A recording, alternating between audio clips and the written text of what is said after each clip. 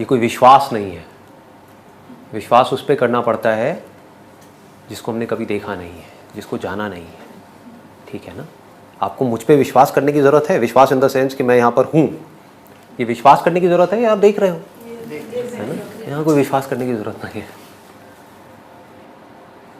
तो बिलीफ में और रियलिटी में हमको फ़र्क समझ आ रहा है ना?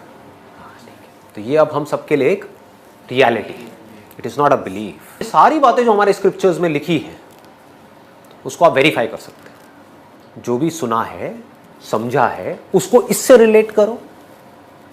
एक है बिलीफ। बिलीफ क्या कहता है हमारा, जो हम सब लोगों की कंडीशनिंग हो रखी है बचपन से आज तक भगवान से रिलेटेड, क्या माइंड में बैठा हुआ है सबके, क्या बैठा हुआ है कि बहुत सारे भगवान हैं, है ना? और लोग आपस में कंफ्यूज हुए पड़े हैं कि भाई मैं तो भगवान शिव का भक्त हूँ, तू किसका भक्त है, तू कृष्ण का भक्त है। अरे नहीं नहीं, कृष्ण तो इतना अच्छा भगवान नहीं है जितना कि भगवान शिव है। मतलब उसमें भी लोगों की लड़ाई हो रही है आपस में। उनसे पूछो क्यों आप इस भगवान की पूजा करते हो, क्योंकि ये भगवान बेटर है। भगवान को भी मार्क्स दे दिए 10 में से 10 नंबर, 10 में से 9 नंबर, 10 में से 8 नंबर, और सबको 10 में से 10 वाला भगवान चाहिए। बट ये बच्चों जैसी सोच है। अगर आप किसी भी स्क्रिप्चर को स्टडी करोगे, जो रियल स्क्रिप्चर है, रियल स्क्रिप्चर किसी भी रिलीजन का, उसको स्टडी करोगे, उसमें बिल्कुल क्लियर तरीके से आपको बताया जाएगा कि हर फॉर्म में एक ही भगवान है। भगवान दो नहीं हो सकते, नहीं तो उन दो की आपस में लड़ाई हो जाएगी, होनी है, कॉन्फ्लिक्ट क्रिएट हो जाएगा। सोच के देखो, दो बड़ी बड़ी पावर्स अगर आपस में टकरा जाएं, दो भगवानों की आपस में लड़ाई हो जाए, तो हम लोग कहाँ जाएंगे? ये दुनिया कहाँ जाएगी? ठीक है ना? तो भगवान एक ही है। इस भगवान की डेफिनेशन को बारीकी से समझना बहुत जरूरी है। धनवान सबने सुना है ना, उसका क्या मतलब होता है?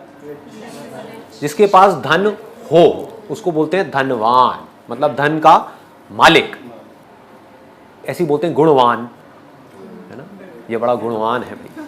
गुणवान का मतलब क्या? जिसमें बहुत अच्छे अच्छे गुण हो। भाग्यवान, जिसका भाग्य बहुत अच्छा हो।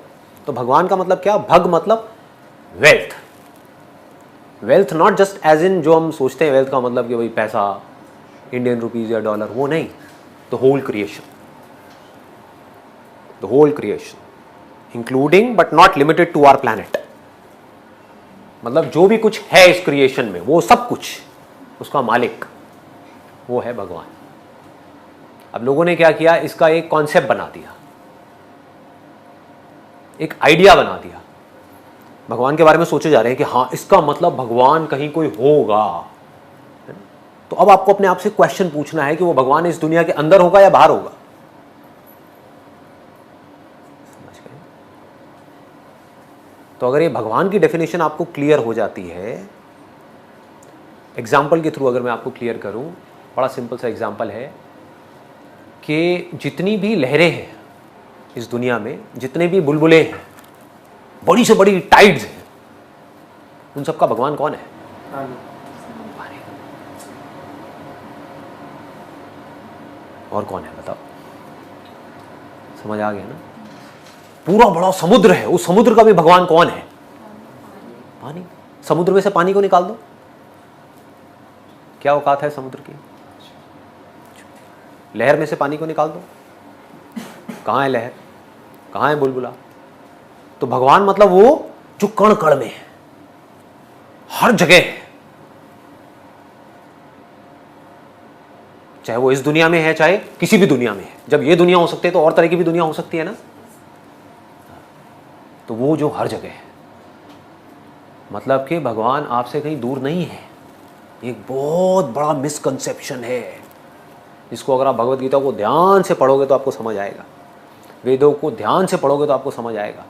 एक बहुत बड़ी गलती है जो लोगों ने कर दी है, जिसका वो फल भुगत रहे हैं। भगवान कहाँ है इसका मतलब? जैसे पानी लहर से कितना दूर है?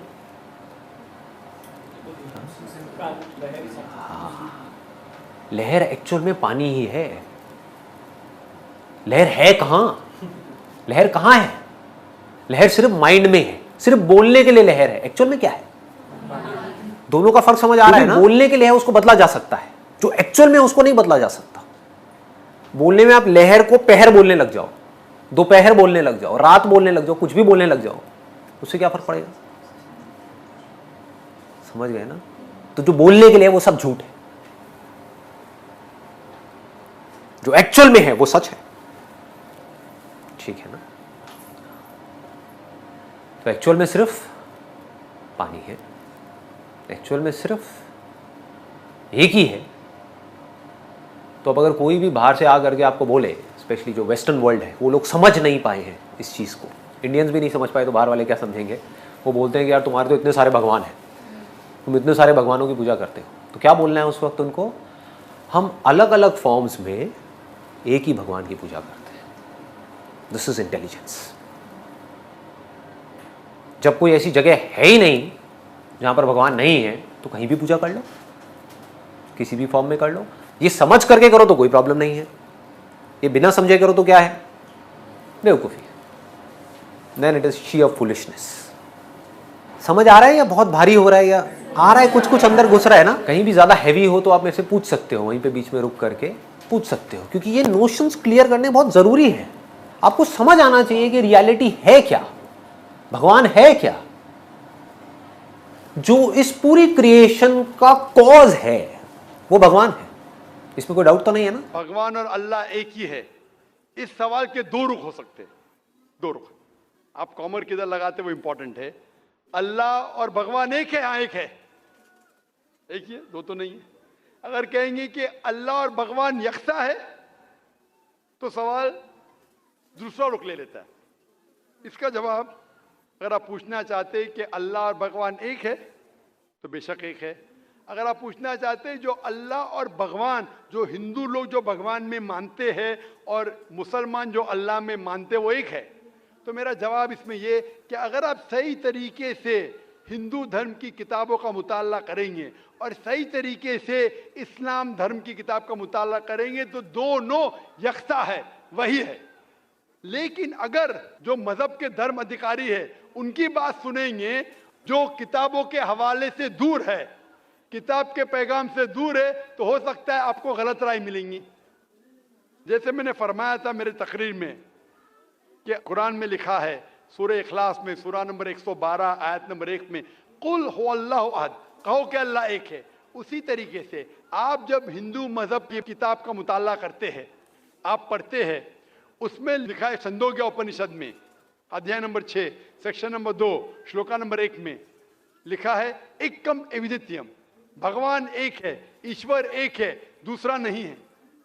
लिखा है श्वेताश्वेतर उपनिषद में चैप्टर नंबर 6 श्लोका नंबर 9 में, नाचस्य कसिज जनिता न चदीपा, उस भगवान के कोई वालिदैन नहीं है, कोई रब नहीं है। भगवान का कोई माँ नहीं है, कोई वालिद नहीं है, कोई सुपीरियर नहीं है।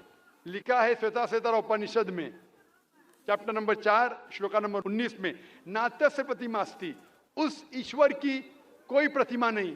प्रतिमा का मतलब है अक्स, painting, picture, portrait, statue, idol. उस भगवान की कोई प्रतिमा नहीं, कोई पिक्चर नहीं, कोई पेंटिंग नहीं, कोई अक्स नहीं, कोई फोटोग्राफ नहीं, कोई आइडल नहीं, कोई स्टैच्यू नहीं। ये दोहराया गया है यजुर्वेद में चैप्टर नंबर 32 श्लोका नंबर 3 में, न तस्य प्रतिमा अस्ति, उस ईश्वर का कोई अक्स नहीं, कोई प्रतिमा नहीं, कोई पिक्चर नहीं, कोई पेंटिंग नहीं, कोई फोटोग्राफ नहीं।